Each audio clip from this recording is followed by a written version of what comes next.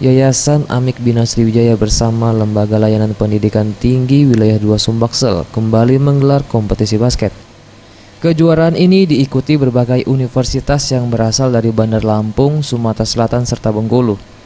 Kompetisi basket yang digelar selama 2 hari, yaitu 16 hingga 17 November 2018, mempertemukan final antara basket putri Amik Bina Sriwijaya dengan putri Universitas Bandar Lampung, yang dimenangkan oleh tim basket putri Amik Bina Sriwijaya dengan skor akhir 32-24.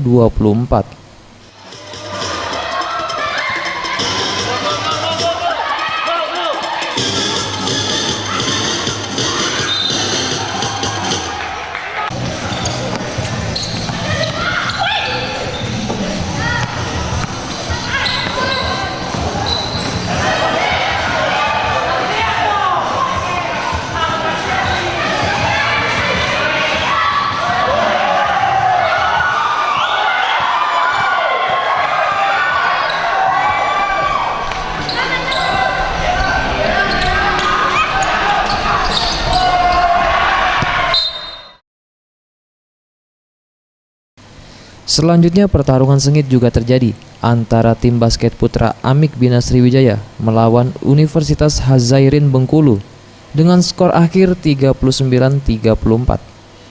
Pelatih basket Amik Bina Sriwijaya TD Martareza mengatakan, meski tim basket putra dan putri memenangkan kejuaraan kompetisi basket tahun ini, beberapa hal tetap harus diperhatikan, seperti memperkuat kekompakan tim, latihan ketat, serta tetap rendah hati. Untuk tim Bina sendiri banyak yang harus diperbaikin. Mungkin kekompakan tim, terus kerendahan hati, karena kemenangan itu diberikan oleh Tuhan. Jadi nggak boleh sombong, tetap harus rendah dan tetap harus tambah lagi latihan. Direktur Amik Bina Sriwijaya Ibnu Akil mengatakan, kompetisi basket dan futsal yang telah digelar 5 kali dan merupakan agenda tahunan, pihaknya mengharapkan agar terciptanya solidaritas antar mahasiswa serta menjadi media silaturahmi antar perguruan tinggi di Sumbaksel. Alhamdulillah pada hari ini kita melaksanakan kegiatan kompetisi basket L2 Cup tahun 2018.